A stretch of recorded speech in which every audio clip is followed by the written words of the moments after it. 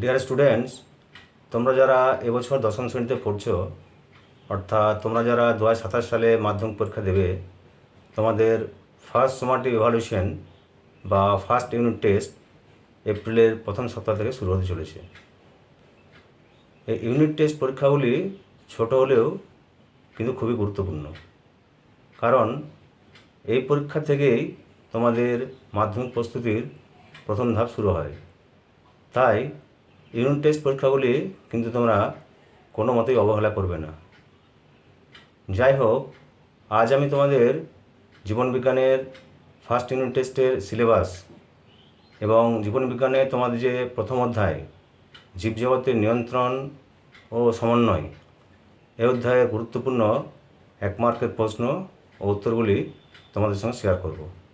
তাই ভিডিওটি স্কিপ না করে তোমরা শেষ পর্যন্ত মধ্যশিক্ষা পর্ষদের সিলেবাস অনুযায়ী তোমাদের জীবনবিজ্ঞানের ফার্স্ট ইউনিট টেস্টে 2টি চ্যাপ্টার বা 2টি অধ্যায় পড়া থাকবে।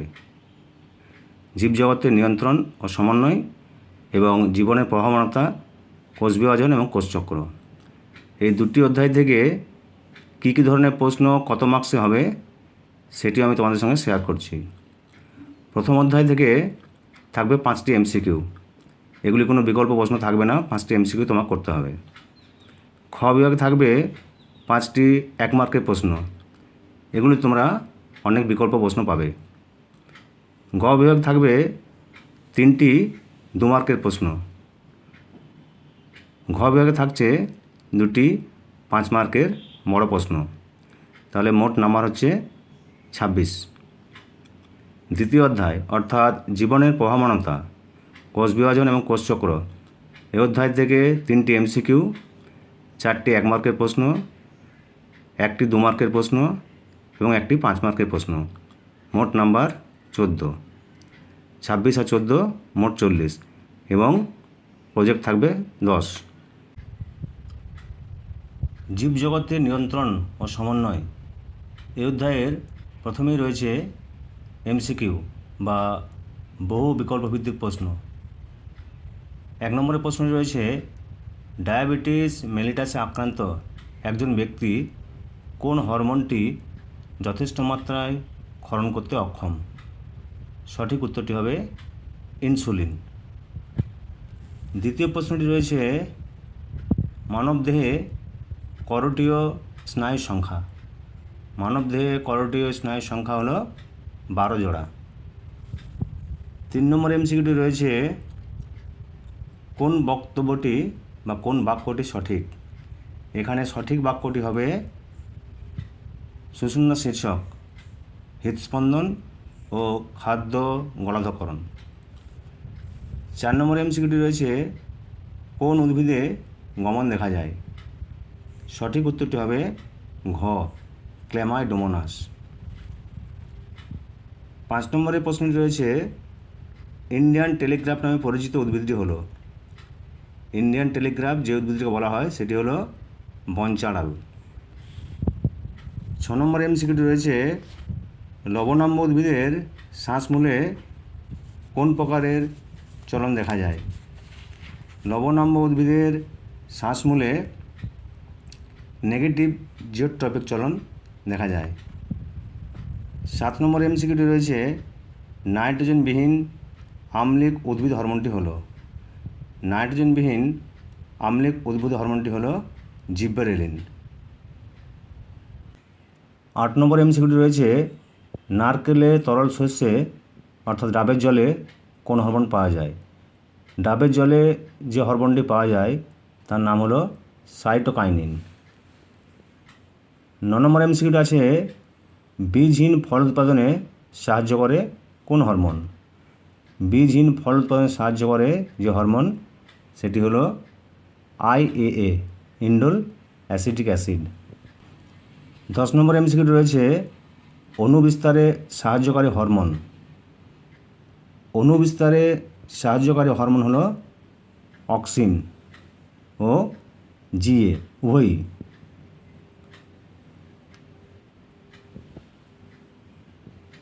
নাম্বার 11তে রয়েছে, সঠিক জোড়টি নির্বাচন করো।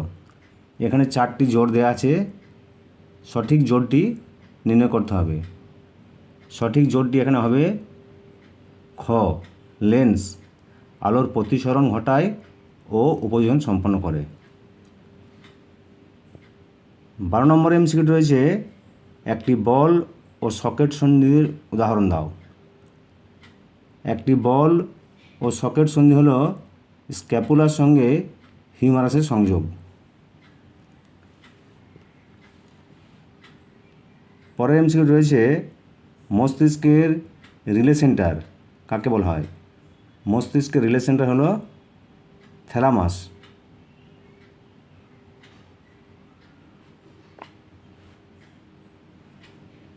14 নম্বরের এমসিকিউ রয়েছে, ফল পাকাতে কোন উদ্ভিদ হরমোন ব্যবহার করা হয়? ফল পাকাতে যে উদ্ভিদ হরমোনটি ব্যবহার করা হয় তার নাম হলো ইথিলিন, অপশন ঘ। শেষ এমসিকিউ রয়েছে, যে হরমোনটি পশ্চাৎ পিটুইটারি গ্রন্থি থেকে মানুষের ক্ষেত্রে নিঃসৃত হয় সেটি হলো এডিএইচ বা অ্যান্টি ডাইউরেটিক হরমোন। আমি আসছি শূন্যস্থান পূরণ করো। এগুলিও 1 মার্কের। প্রতিবর্ত ক্রিয়া নিয়ন্ত্রণ করে। প্রতিবর্ত ক্রিয়া নিয়ন্ত্রণ করে সুষুম্না কাণ্ড। ড্যাশ হরমোন উদ্ভিদের পরিপক্ক বীজে খুব বেশি পরিমাণে পাওয়া যায়। জিব্রেল হরমোনটি উদ্ভিদের পরিপক্ক বীজে খুব বেশি পরিমাণে পাওয়া যায়। একটি অ্যান্টিকিটোজেনিক হরমোনের নাম লেখো। একটি অ্যান্টিকিটোজেনিক হরমোন হলো ইনসুলিন। পরের প্রশ্ন রয়েছে, ড্যাশ হরমোনের প্রভাবে বিপদকালে ত্বকের লোম খাড়া হয়ে যায়। সঠিক উত্তরটি হবে বা শূন্যস্থানে বসবে অ্যাড্রিনালিন। 5 নম্বর শূন্যস্থানে রয়েছে, ড্যাশ হরমোন ট্রপিক চলন নিয়ন্ত্রণ করে। অক্সিন হরমোন ট্রপিক চলন নিয়ন্ত্রণ করে। মানুষের চোখের লেন্সের ফোকাস দৈর্ঘ্য প্রয়োজন মতো পরিমার্জন করার পদ্ধতিকে কী বলা হয়?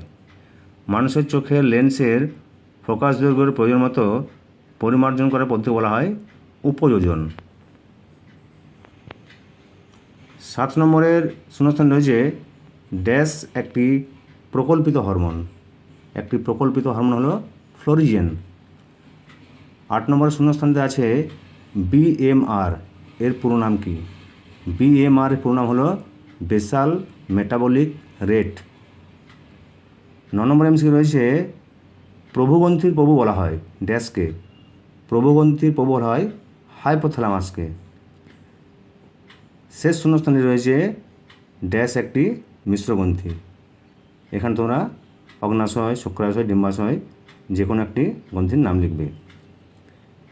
এরপরে আমরা আসছি সত্য মিথ্যা নিরূপণ। ট্রাইসেপস একটি ফ্লেক্সর পেশি। এই বাক্যটি মিথ্যা। জিব্রেলিন হরমোন উদ্ভিদের বীজ ও মুকুলের সুপ্ত অবস্থা ভঙ্গ করতে সক্ষম। বাক্যটি সত্য। 3 নম্বর থাকছে, হাইপোথ্যালামাসকে প্রভুগ্রন্থি বলা হয়। এই বাক্যটি মিথ্যা।